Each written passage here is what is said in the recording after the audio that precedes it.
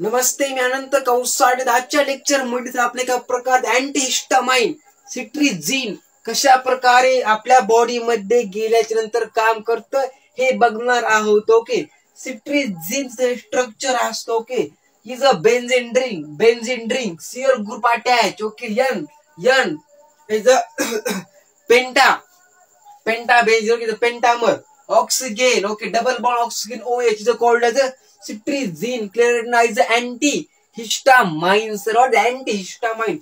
Antihistamine काय असतं sir जी? Histamine न सर आपला एलर्जी होते. काय होते सर आपला?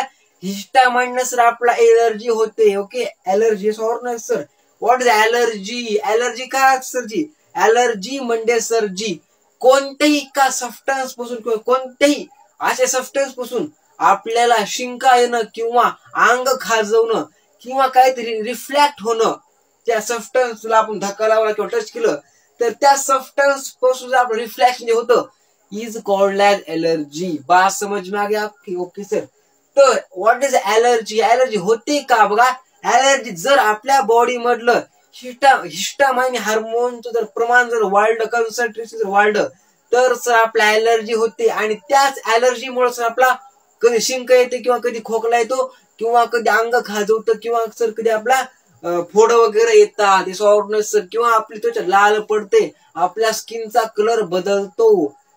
हे कशामुळे होतं सर जी आपण जर एखाद्या सबस्टन्स जवळ गेलो आणि जर तो ॲलर्जिक असला. What is allergic? म्हणजे सर तो सबस्टन्स आपला ॲलर्जी कॉज करतो. इज ॲलर्जन. ॲलर्जन पासून आपला ॲलर्जी होते आणि तो सबस्टन्स असतो आपण त्याला ॲलर्जीन असं म्हणतो. ॲलर्जन असं म्हणतो. Okay, yes sir. बात समझ में आ गया आपकी? Okay sir. तर आपल्या बॉडीमध्ये हिस्टामाइन जर प्रमाण वाढलं गडे तर सर आपला ॲलर्जी होते. ओके, आणि सिट्रिझिन एका प्रकारचं अँटी हिस्टामाइन. ओके, जे आपल्या बॉडी मधल्या हिस्टामाइनची लेवल जी वाढली, जर आपण केमिकल घेतलं ड्रग घेतलं तर सर हे एका प्रकारचे अँटीहिस्टामाइन त्या लेवलला कमी करतं. जी आपल्या बॉडीमध्ये हिस्टामाइनची लेवल वाढली का ते आपण जर घेतलं तर अँटीहिस्टामाइन त्या हिस्टामाइनची लेवलला कमी करतं आणि आपली ॲलर्जी रिमूव्ह करतं. बात समझ में आ गया आपकी? Okay sir.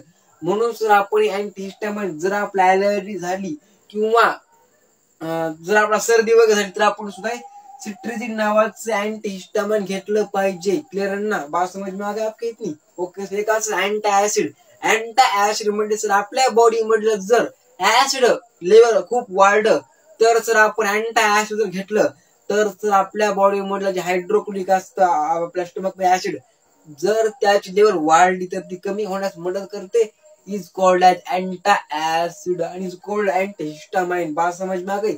हिस्टामाइन एका प्रकारचं हार्मोन असतं आणि अँटी म्हणजे निगेटिव्ह शब्द, हे एका प्रकार अँटीहिस्टामाइन. ओके, सिट्रिझिन जर आपण घेतलं तर सर ते काय करतं बघा, आपल्या बॉडी मध्ये हिस्टामाइन जी लेवल वाढली त्याला कमी करण्याचं काम करतं. समजलं की? बघ, आणि एक असतं अँटी ऍसिड जे आपल्या बॉडीमध्ये हायड्रोक्लोरिक ऍसिड असतं आपल्या स्टमक मध्ये, जर त्याचं कॉन्सन्ट्रेशन जर वाढलं असलं आणि जर आपला काही आजार नवीन उद्भवू लागला किंवा जर आपला ऍसिडिटी जर होऊ लागली तर आपण अँटी ऍसिड गोळी जर घेतली तर ते आपलं जे बॉडी मधलं स्टमक मधलं जे ऍसिड लेवल आहे ते वाढ कमी करण्याचं काम सर आपलं अँटी ऍसिड करत असतं. ओके, तर मग आजच्या लेक्चर मध्ये बस. जय हिंद, जय भारत.